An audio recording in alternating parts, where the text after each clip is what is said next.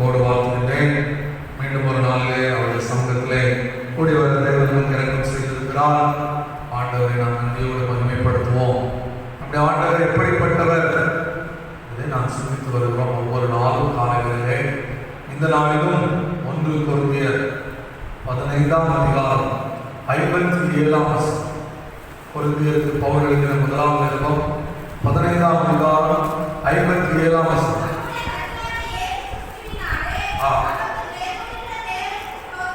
ஜெயம் கொடுக்கிற தேவனுக்கு ஆண்டவர் யார்? அவர் எப்படிப்பட்டவர்? ஜெயம் கொடுக்கிற தேவன். ஆமென் சொல்லுங்க. ஜெயம் கொடுக்கிற தேவனை நாம் ஆராய்ந்து கொண்டிருக்கிறோம். வேதத்தை வாசித்து பார்த்தால் 1 நாளாகமம் 29ஆம் அதிகாரம் 11ஆம் வசனம் சொல்லுகிறது. ஆண்டவருடைய காரியங்கள் என்னெல்லாம் சொல்லப்பட்டிருக்கிறது, அதிலே ஜெயம் அவருடையது என்று சொல்லப்பட்டிருக்கிறது. ஆமென். முடிவு, ஒரு காரியத்தினுடைய முடிவு ஜெயமாய் மாறுகிறது. அந்த ஜெயத்தை கரத்தில் வைத்திருக்கிற கர்த்தர். ஆமென். வேதத்துல நம்ம பார்க்கிறோம், சங்கீதம் 75:6 கிழக்கிலும் மேற்கிலும் வனாந்திரத்திலிருந்து என்ன வராதா? ஜெயம் வராது. இன்னைக்கு சிலர் ஓடுறாங்க, இங்க ஓடுறாங்க, அங்க ஓடுறாங்க, இங்கெல்லாம் ஓடுறாங்க. ஆனா அங்க இருந்தெல்லாம் ஜெயம் வராது. அவரே ஜெயத்தை கொடுக்கிறவர். அல்லேலூயா. நீதிமொழிகள் 21:31 வாசித்தால் சொல்லப்பட்டிருக்கிறது. ஜெயமோ கர்த்தரால். வார்த்தை இப்ப நிறைய இடத்துல பார்க்க முடியும் தானே. ஜெயமோ கர்த்தரால் வரும். பிரியமானவர்களே, ஜெயம் பெற வேண்டும் என்கிற விருப்பத்தோடு செயல்படுகின்ற இந்த நாட்களில் நாம் அதிகமாக பார்க்க முடிகிறது. ஜெயம் பெறுவதற்காக பல்வேறு குறுக்கு வழிகளை கையாளுகிறவர்களும் இருக்கிறார்கள். அது நம்முடைய தமிழ்நாடாக இருந்தாலும் சரிதான், நம்முடைய தேசமானாலும் சரிதான், இல்லை நம்ம உள்வட்டம் திருமண்டலமானாலும் சரிதான். பிரியமானவர்களே, ஜெயம் பெற வேண்டும் என்பதற்காக பல்வேறு வழிகளை உபாயத்தை யோசிக்கிற மக்கள் கூட்டம் இருக்கிறார்கள். ஆனால் வேதம் தெளிவாய் சொல்கிறது, ஜெயத்தை அவர் மட்டும்தான் தர முடியும். அல்லேலூயா. நாம் பிரயாசப்பட்டாலும் ஜெயம் கர்த்தருடையது. ஆகவே ஜெயத்தை ஆண்டவரை கருத்தில் நாம் பெற்றுக்கொள்ள அர்ப்பணித்தோம். ஆதாயத்தை பணம் மூலமாய் பெற்றுக்கொண்டு, அல்லது சுயத்தின் மூலமாய் பெற்றுக்கொண்டு, அல்லது வேறு ஏதாவது குறுக்கு வழிகள் மூலமாய் பெற்றுக்கொண்டு வருகின்ற ஜெயம் அது ஜெயம் அல்ல. கர்த்தரால் கொடுக்கப்படுகிற ஜெயமே ஜெயம். இன்னைக்கு அரசாங்கங்கள் போட்டி போட்டு என்ன செய்யறாங்க? பணம் கொடுத்துருவோம், பணத்தின் மூலமாய் வெற்றி பெறுவதற்கு பல உபாயத்தை அரசாங்கமும் நாட்களிலே அதை கையில் எடுத்திருப்பதை நாம் பார்க்க முடிகிறது. ஆனால் ஆண்டவரை நாம் சார்ந்திருக்கும் பொழுது அவர் நம்முடைய வாழ்க்கையில் ஜெயத்தை கொடுக்கிறார். பிரியமான தேவஜனமே, நம்முடைய வாழ்க்கை ஜெயமுள்ளதாய் வாழ வேண்டும் என்று சொல்லி ஆண்டவர் நம்மிடத்தில் விரும்புகிறார். ஒருவேளை அப்படியே ஒரு போயிட்டே இருக்கோம், விழுந்து இருக்கிற அநேக கிறிஸ்தவங்களை பார்க்க முடியும். ரோட்ல இல்லை, கிறிஸ்தவ வாழ்க்கையில விழுந்து இருக்கிறார். அப்படி அல்ல, எல்லாவற்றிலும் ஜெயம் கொள்ள நாம் எதிர்பார்க்கிறோம். ஆண்டவர் எதிர்பார்க்கிறார். அல்லேலூயா. கிரிக்கெட் பேட்ஸ்மேன் ஒருத்தர் இருக்காருங்களா, எப்படி பந்து போட்டாலும் திறமையா அடி. அப்படிதானே? சாத்தா நிறைய பந்த போடுறான். நம்ம நிறைய முதல் பந்திலே ஜனலாம் அவுட் ஆயிடும். ஆனா கிளீன் போல் அப்படின்னு முதல் பந்திலே அப்படி என்ன செய்தாலும். ஆனா ஒரு காரியத்தை புரிஞ்சுக்கோங்க, நிகழ்காரியமானாலும் வருங்காரியமானாலும் உயர்வானாலும் தாழ்வானாலும் வேறெந்த சிருஷ்டியானாலும் கிறிஸ்துவின் அன்பை விட்டு நிறைய நேரம் தேசத்துல நடக்கிற காரியங்கள் நம்மை யோசிக்க வைக்கும். சமீபத்துல ஒரு நல்ல ஊழியக்காரர் விபத்துல மரணம் அடைந்தார். ரொம்ப ஒரு சோர்வான ஒரு காரியம் தான். ஆண்டவரே, இதெல்லாம் ஏன் நடக்கு? நல்ல ஊழியக்காரர்கள் கூட இப்படி மறிக்கிறாங்க, ஏன் ஆண்டவரே அப்படின்னா, அது ஆண்டவருடைய சித்தத்துக்கு உட்பட்டது. அதை கேள்வி கேட்டு நம்ம விசுவாசத்தை எடுத்துக்கூடாது. சிலருடைய விசுவாசமே தள்ளாடுது. நடக்க ஆண்டவர் என்ன பார்த்து தானே இருக்காரா, காப்பாற்றிக்கலாமே.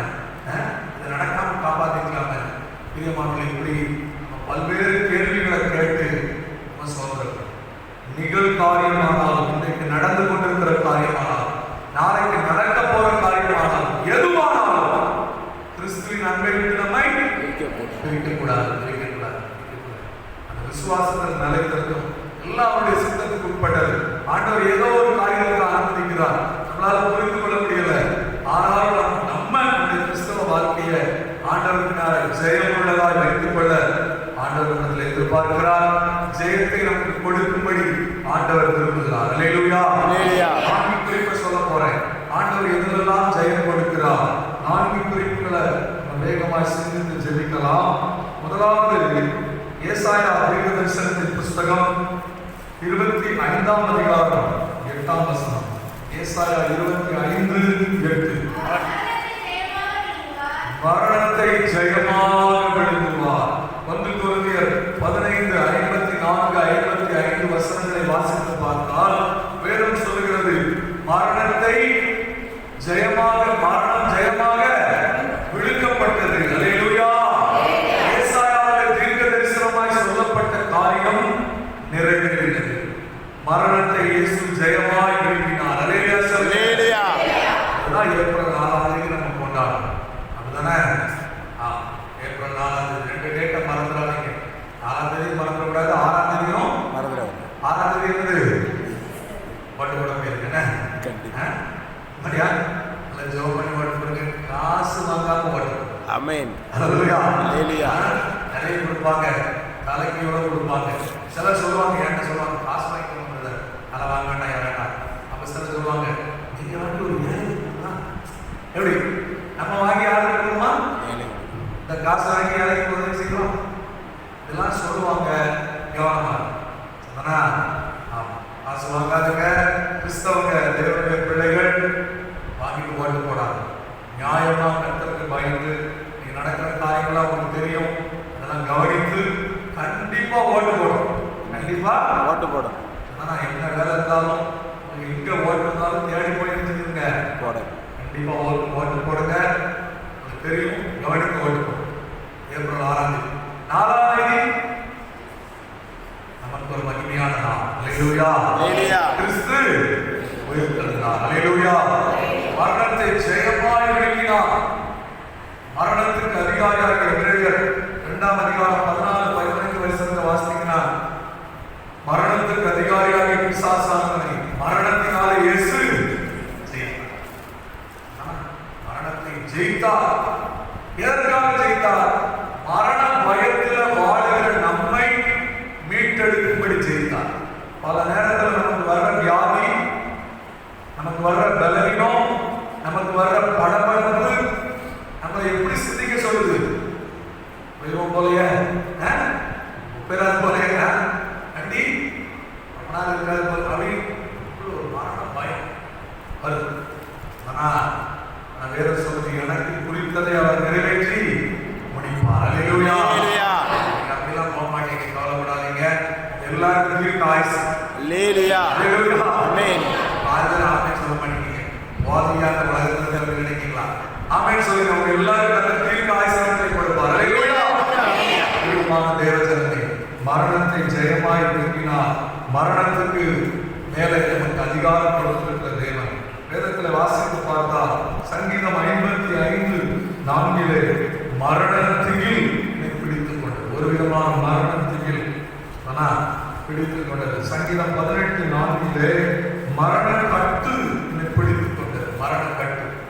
யோவான் 16:14 மரண இருள் என்னை பிடித்துக் கொண்டது. இதெல்லாம் வேதத்தில் எழுதப்பட்டிருக்கிறது. பிரியமானவர்களே, பயப்படாதீங்க. நான் சொன்ன மாதிரி சொல்றேன், கிறிஸ்து எனக்கு ஜீவன், சாவு எனக்கு ஆதாயம். கிறிஸ்தவங்க மரணத்தை பார்த்து என்ன செய்யக்கூடாது? பயப்படக்கூடாது. மரணம் என்பது கிறிஸ்தவங்களுக்கு ஒரு புதிய வாழ்க்கையுடைய ஆரம்பம். ஆண்டவரோடு கூட இருக்கிற வாழ்க்கையுடைய ஆரம்பம். அது விசுவாசத்தைக்கு தான் பயப்படாங்க.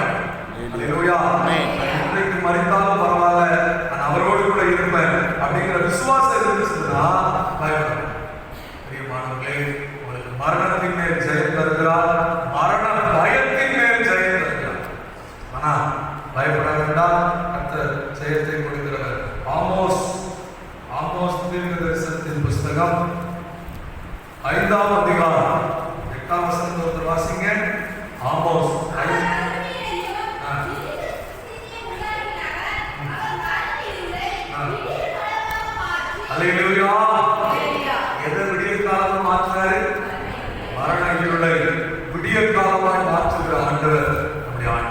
பிரியமானவர்களே, பயங்கள் எல்லாத்தையும் ஆண்டவர் மாற்றி போடுவார்.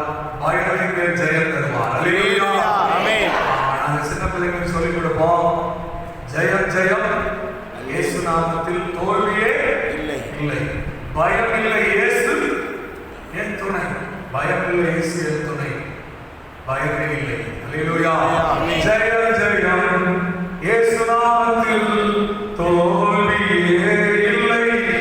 பயம் இல்லை, இயேசு என் துணை. பயம் இல்லை, இயேசு என் துணை. பயம் இல்லை, இயேசு என் துணை. பயமே இல்லை. சின்ன பிள்ளைகளுக்கு சொல்லிக் கொடு. ஆனா நமக்குள்ளேயும் சத்தம் தொடித்துக் கொண்டே இயேசு எனக்கு துணையாக இருக்கிறார். எனக்கு என்ன தேவையில்லை? பயம் தேவையில்லை. தாராள ஜெயம் கொடுக்கிறார். அல்லேலூயா. அல்லேலூயா சொல்லுங்க. ஆகவே பிரியமானவர்களே, முதலாவது ஆண்டவர் பயத்தின் மேல் ஜெயம் தருகிறார். இரண்டாவது யோவான் எழுதின சுவிசேஷம் 16ஆம் அதிகாரம் 33ஆம் வசனம். யோவான் 16:33.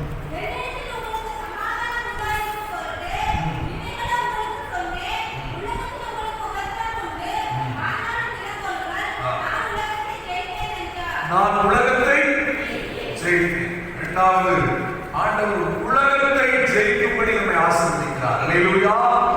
உலக வாழ்க்கையிலே ஜெயமுள்ளவர்களாய் வாழும்படி ஆண்டவர் நம்மை ஆசீர்வதிக்கிறார். பிரியமானவர்களே, இயேசு ஒரு விதை உவமையை சொன்னார். விதைக்கிறவன் ஒருவன் விதைக்க புறப்பட்டான். அவன் விதைக்கையிலே சில விதைகள் வழியருகில் விழுந்தது. ஆகாயத்து பட்சிகள் அதை பட்சிக்குள் போட்டது. சில விதைகள் முள்ளுள்ள இடத்தில் விழுந்தது. முள் வளரும் போது இந்த செடியும் வளர்ந்தது, நெருங்கி போயிடுச்சு, ஒண்ணுலாம போயிடுச்சு. சில விதைகள் கற்பாறையில் விழுந்தது. பாறை இடத்துல வளர முடியாம ஒண்ணுலாம போயிடுச்சு. சில விதைகள் நல்ல இடத்துல விழுந்தது. 1ஆம் 10ஆம் 100ஆம் வளர்ந்தது. அல்லேலூயா. இயேசு சொன்னார். என்ன சொன்னார் தெரியுமா? சில நிறைய பேர் ஆரம்பத்துல இயேசுவை ஏற்றுக்கொள்வாங்க. ஆனா வேறு கொள்ளாததுனால, வசனத்துல அவங்க வேறு கொள்ளாததுனால விழுந்து போயிடுவான். ஒரு வாரம், ஒரு மாசம், 10 மாதம், ஒரு வருஷத்துல விழுந்து போயிடுவான். ஆனா இந்த கற்பாறை நிக்கல விழுந்த விதை நல்லா வளரும். வளர கமலை நெருக்கணும்னு நிறைய பிரச்சனைகள் வந்து நெருக்கணும்னு அப்படியே போயிடும். முள்ளுள்ள இடத்துல விழுந்தது, நல்லா வளருது. சிற்றின்பங்கள், போராட்டங்கள், பிரச்சனைகள் அதை வந்து நெருக்குகிறது, பலன் கொடுக்காமல் போய்விடுகிறது. ஆனால் நல்ல இடத்தில் விழுந்த விதை பலன் கொடுக்கிறது. அல்லேலூயா. நீங்களும் நான் இந்த உலகத்தில் எப்படி இருக்கணும்? நல்ல விதை. பாடும் தோறும் பயந்துடக்கூடாது. பிரச்சனை வந்தோடனே கலைக்கிடக்கூடாது. சிற்றின்பத்துல மயங்கி இயேசுவிற்கு போயிடக்கூடாது. என்ன வந்தாலும் எது வந்தாலும் உலகத்தை ஜெயிக்கிற இயேசு நம்மோடு இருக்கிறார். அல்லேலூயா. நான் ஜெயித்தா நீயும் ஜெயிப்பு. நமக்கு என்ன பேரு சொல்லுங்க? கிறிஸ்தவர்கள். அதுதானே? கிறிஸ்து அவர்கள். கிறிஸ்து ஜெயித்தா நாமும் ஜெயிப்போம். அல்லேலூயா. அவர் உலகத்தை ஜெயித்திருக்கிறார், நாமும் ஜெயிப்போம். வேதம் சொல்கிறது, அப்போஸ்தலர் நடவடிக்கைகள் 14ஆம் அதிகாரம் 22ஆம் வசனத்துல, அநேக உபத்திரவத்தின் வழியாய் நாம் என்ன செய்யணுமா? பிரவேசிக்கணும். அநேக உபத்திரவத்தின் வழியாய் பிரவேசிக்கணும். எல்லா உபத்திரவத்தையும் சிக்ஸர் அடிக்கணும். ஆமென் சொல்லுங்க. என்ன பிரச்சனை வந்தாலும், என்ன போராட்டம் வந்தாலும் அதை மேற்கொள்கிற தேவ பலனை ஆண்டவருக்கு தருவாராக. அதிலிருந்து ஜெயம் பெற ஆண்டவருக்கு உதவி செய்வாராக. அல்லேலூயா. லூக்கா 8ஆம் அதிகாரம் 25ஆம் வசனத்தை வாசித்து பார்த்தா, வாசிங்க. லூக்கா 8:25.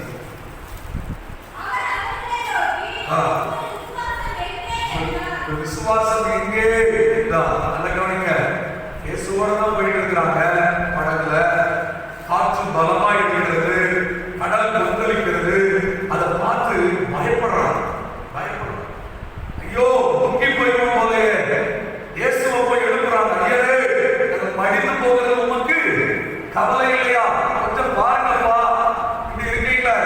ஆண்டவர் இருந்தார், எல்லாவற்றையும் மடக்கினார். அவனை பார்த்து ஒரு கேள்வி கேட்டார், ஒரு விசுவாசம். வேதத்தில் நம்ம வாசிக்கிறோம், தானியேல் 6ஆம் அதிகாரம் கடைசி வசனம். தானியேலின் காரியமோ என்றால் ஜெயம்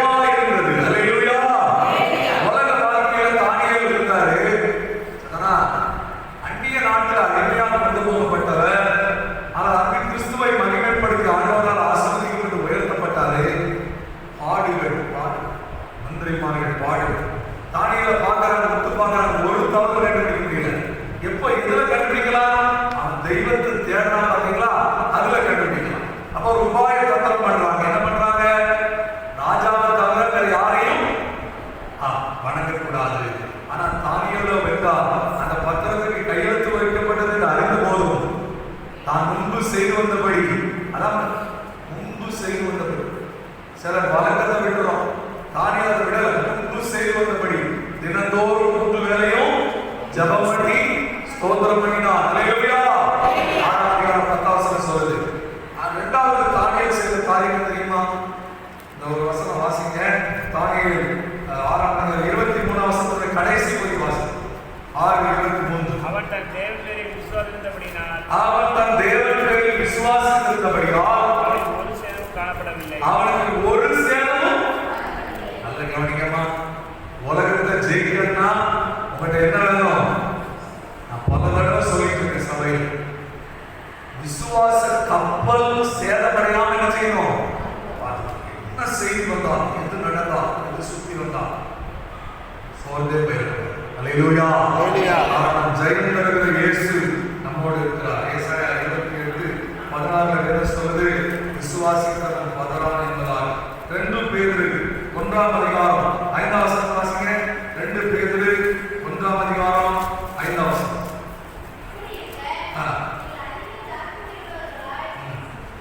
கடைசி காலத்திலே வெளிப்பட ஆயுதமாக்கப்பட்டிருக்கிற இரட்சிப்புக்கு ஏதுவாக விசுவாசத்தை கொண்டு தேவனுடைய பலத்தினாலே காக்கப்பட்டிருக்கிற உங்களுக்கு அந்த சுதந்திரம் பரலோகத்திலே வைக்கப்பட்டிருக்கிறது. அல்லேலூயா. விசுவாசத்தை கொண்டு ஜெயம். உலகத்தை எப்படி ஜெயிக்க முடியும்? விசுவாசத்தை கொண்டு ஜெயிக்கும். அல்லேலூயா சொல்லுங்க. விசுவாசத்தோடு தேவ சமூகத்திலே ஒப்புக்கொடுக்கும். நம்ம இந்தியாவில் வந்த தோமாவை பார்த்து ஆண்டவர் கேட்டாரு, தோமா என்னை கண்டதினாலே விசுவாசித்தார், காணாமலும் விசுவாசிக்கிறவர்கள் பாக்கியவான்கள். அல்லேலூயா. விசுவாசம் என்பது நம்பப்படுகிறவர்களின் உறுதியும் காணப்படாதவர்களின் நிச்சயமாயிருக்கிறது. தேவனிடத்தில் சேர்கிறவன் அவர் உண்டென்றும் அவர் நம்மை தேடுகிறவர்களுக்கு பலனளிக்கிறார் என்றும் விசுவாசிக்க வேண்டும். நீங்க ஆண்டவரை தேடி வந்திருக்கீங்க, நிச்சயமா இதுக்கு பலன் உண்டு. அல்லேலூயா. விசுவாசிக்க ஜெயம் பெறுவீங்க. 3வது நியாயாதிபதிகளின் புஸ்தகம் 11ஆம் அதிகாரம் 36ஆம் வசனம் வாசிங்க. முதலாவது பயத்தின் மேல் ஜெயம், 2வது உலகத்தின் மேல் ஜெயம், 3வது வசனம். அப்பொழுது அவள் என் தகப்பனே நீ கர்த்தரை 11:36 தானே? நியாயாதிபதிகள் 11:36 வாசிங்க.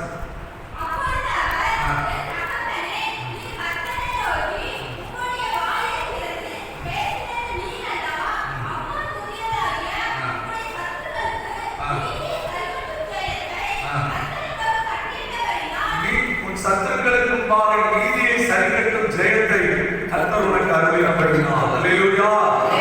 Very good. அப்படி வெரி குட். கரெக்டான வாசிங்க. பைபிள்ல சொல்லப்பட்டிருக்கு, சத்துருக்களின் மேல் ஜெயம், சத்துருக்கள் மேல் ஜெயம் ஆண்டவர் கொடுத்தார். எத்தாவை பார்த்து சொல்லுவீங்க, சத்துருவின் மேல் ஜெயம். 3வது ஆண்டவர் நமக்கு சொல்கிறார், சத்துருக்கள் மேல் நான் உனக்கு ஜெயம் தருவேன். அல்லேலூயா. மறந்துடாதீங்க, உலகத்தில் இருக்கிறவனையும் உங்களில் இருப்பவர். பயப்பட வேண்டாம். உலகம் பயக்காட்டதா? பயப்படாதீங்க. ஆண்டவர் உங்களுக்கு இருக்கிறார். அல்லேலூயா.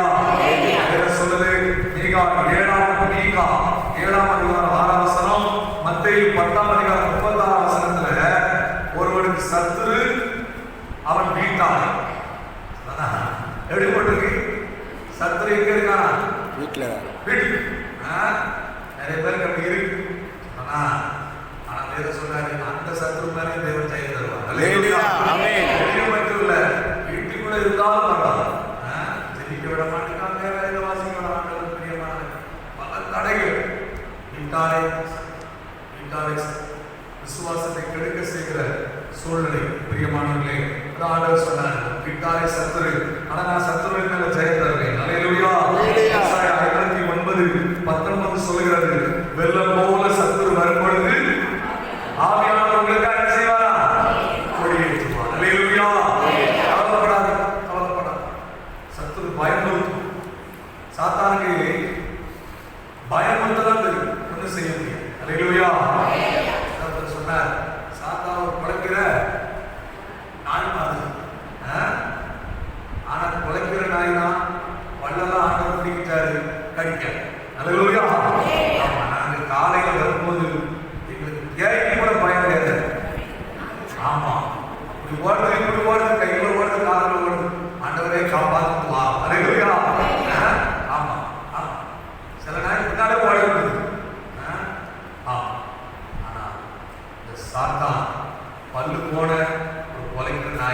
உங்களை ஒண்ணுமே செய்ய மாட்டேன். அல்லேலூயா. கர்த்தர் உங்களை கூட இருக்கிறார். அல்லேலூயா.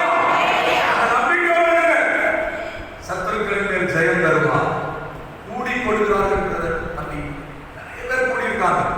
எத்தனை பேர் கூடலாம் பரவாயில்ல, ஆண்டவரால எளிதா உங்களுக்கு ஜெயம் தர முடியும். அல்லேலூயா. கவலைப்படாதீங்க, ஆண்டவர் மேல் விசுவாசமா இருங்க. சத்துருக்களின் மேல் ஜெயம் தருகிறார். நேரம் வேகமா. அடுத்ததாக லூக்கா எழுதின சுவிசேஷம் 5ஆம் அதிகாரம் 5ஆம் வசனம். லூக்கா 5:5. அதற்கு சீமோன், ஐயரே, நாங்களும் நாங்கள் பிரயாசப்பட்டோம், ஒன்றும் அகப்படவில்லை. ஒன்றுமே அகப்படவில்லை. ஆகிலும் உடைய வார்த்தைப்படி வலையை போடுகிறேன். நல்ல கவனிக்கமா. 4வது தோல்வியின் மேல் ஜெயம் தருகிறார். அல்லேலூயா. இங்கு பேதுரு வலையை போட்டு பார்க்கிறாரு. ஒரு மீன் கூட கிடைக்கும். தோற்று போன நிலைமை. ஆண்டவர் அந்த தோல்வியில அவனுக்கு ஜெயப்படுகிறார். அவன் ஒரு செம்படவன். அவனுக்கு தெரியும் கடல்ல எந்த இடத்துல மீன் இருக்கு, எந்த இடத்துல மீன் இருக்காது. ஆண்டவர் வலது பக்கமா வலைய ஓடுன்னு சொல்றாரு.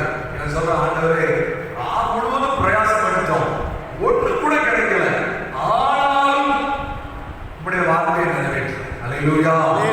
வலை கிழிந்து போகத்தக்கதாக ஆண்டவர் அநேக மீன்களை கொடுத்து ஆசீர்வதித்தார். தோல்வி ஜெயம். அல்லேலூயா. அல்லேலூயா. சொல்லுவாங்க, எனக்கு 11 அடி இருந்துச்சு, ஒரு ஜெபம் பண்ண ஆலயத்துல ஜெபம் பண்ண ஒரே அட்டம்ல பாஸ் ஆயிட்டேன். அல்லேலூயா.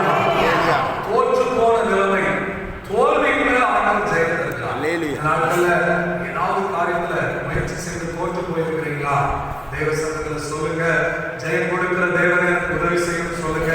ஆண்டவர் தோற்று போன காரியத்தின் மேல் உங்களுக்கு ஜெயம் தந்து உங்களை ஆசீர்வதிப்பாரா. முதலாவது பயத்தின் மேல் ஜெயம், இரண்டாவது உலகத்தின் மேல், தோல்வியின் மேல் ஜெயம் ஆண்டவர் தருகிறார். காரணம் அவர் ஜெயம் கொடுக்கிற தேவன். அல்லேலூயா.